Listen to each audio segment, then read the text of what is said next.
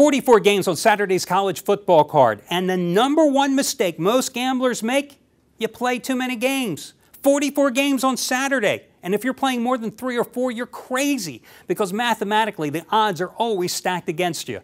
Hi guys, DeMarco here, General Manager and Lead Handicapper for the world's largest online sports handicapping community, PickNation.com. And every weekend this fall, I'll be right here giving you free college and pro football winners. Listen, I've been a professional sports handicapper for 25 plus years. Little I haven't seen or done, but before I wised up and got into this business, I was just like you. Believe me, back in the day, if there were 44 games on the board, I'd find a way to bet 45 of them. Trust me on that. Now, the key to winning, you've got to narrow down the card. You've got to find a handful of top games. Otherwise, you play too many games, it's like throwing mud up on the wall and hoping it sticks. If you're betting 10 or 12 games every Saturday, the best you're going to do, break even. Maybe you finish a few games over 500, but you still don't win money, because then the vig is going to kill you. You're never going to show a profit. Now, before we get to today's free picks, let's quickly recap Week 1's college action. Kind of a statistical anomaly. 40 games, 20-20 split for the favorites and the underdogs in Vegas, but 12 of those 20 dogs won those games outright. Now, this is the most incredible stat from week #1 that I got. Double-digit favorites, 15 and 11 against the spread. 4 of them lost outright. Of course, the biggest one, Oklahoma, once Sam Bradford went out, they had no chance at home against BYU, and they lost that game. But that last number, the double-digit favorites, very interesting, because usually in the season's first 2 weeks, when you have the advantage over the odds makers, well, those double-digit favorites, that's like money in the bank, guys. I mean, last year, in weeks 1 and 2 combined, they went 30 and 13 against the spread, 30 and 13. But as you can see, last week, just 4 little games over 500. Okay, on to today's first free pick. We head to a non-conference game in Buffalo between the Bulls, the defending Mid-American Conference champions, and the Pitt Panthers from the Big East. This line, you can see Pittsburgh laying double digits in this one. Quarterback Zach Maynard made his debut for Buffalo last week as an 11-point road dog. The Bulls' 23-17 outright upset of UTEP. Bulls 10-1 ATS run as an underdog. Meanwhile, Pittsburgh beat up another little sister of the poor, 38-3 over Youngstown State last week at home. The big news for the Panthers in that game, freshman Dion Lewis, what a debut at running back, 129 yards, rushing 3 touchdowns. Quarterback play, still iffy though. Fifth-year senior Bill Stoll, 11 for 16, 123 yards, 2 TDs, 1 interception. Booed on his first incompletion by the Pitt crowd.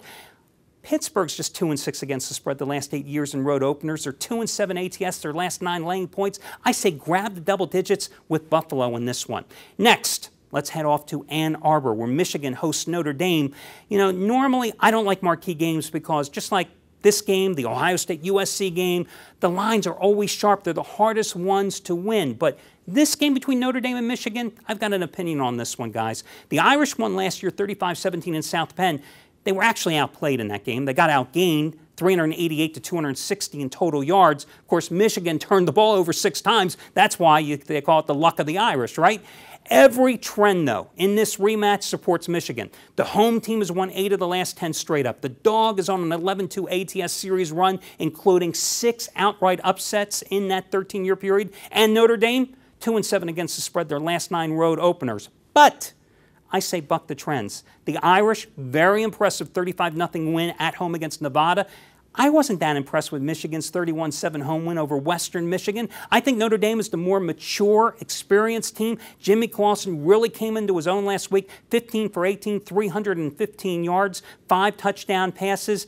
I think the much-maligned Charlie Weiss, who, by the way, is 8-0 straight up and 5-2-1 ATS as a road favorite, gets the win here for Notre Dame. And by the way, if you have the Irish at 3.5 points in this game, buy down the half point for insurance. That way, if they only win by 3, you get the push, guys. So buy the half point if the line is 3.5 where you're playing it. Now, the last free pick. Let's stay in the Big Ten where Northwestern is hosting Eastern Michigan. Northwestern, big chalk in this game. One of those double-digit favorites we talked about earlier, but why shouldn't Northwestern be a double-digit favorite? Look at what Eastern Michigan did last week, guys. Oh, you're not aware of it? They were a 3-point home favorite to Army. They lost to Army, 27-14. They were outrushed by Army, 300 yards to 40. Their quarterback, Andy Schmidt, sacked 6 times. You know, Eastern Michigan this year decided to move from a spread offense to a pro-style attack. It didn't work too well against Army, 223 total yards in offense, and their defense was pushed around by a one-dimensional Army team running the wishbone. Now they've got to take on a Northwestern team with that multi-talented spread attack with a lot of speed. You know, the Wildcats, 485 total yards in a season-opening rout. Their quarterback, Mike Kafka, 15 for 20, 195 yards. You know, this is a guy who also can run the ball. Last year, carried it 68 times, averaged nearly 5 yards a carry. But Northwestern, the key here is their defense. They led the Big Ten in sacks last year with 34. Eastern Michigan, 2-8 against the spread, their last 10 road openers. I say go ahead, lay the points with the Wildcats in this one. These, of course, just my free picks, not games I'm personally playing, and although they're good plays, they're not my best bet of the day. That one, guys, is going to be my opening college blowout of the year.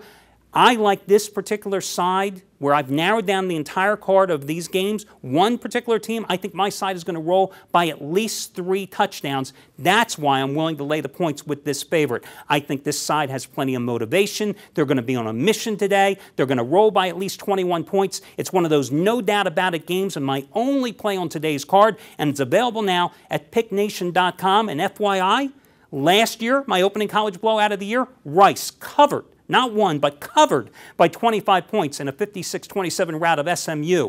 Last year, by the way, was my 7th straight winning NFL and college football campaign, a season in which I went 3-0 with my highest rated releases in college football and capped the year by hitting the BCS title game for the 10th time in 11 seasons. Again, my opening college blowout of the year available now at picknation.com. Good luck today, and I'll catch you again right here tomorrow with my NFL free picks.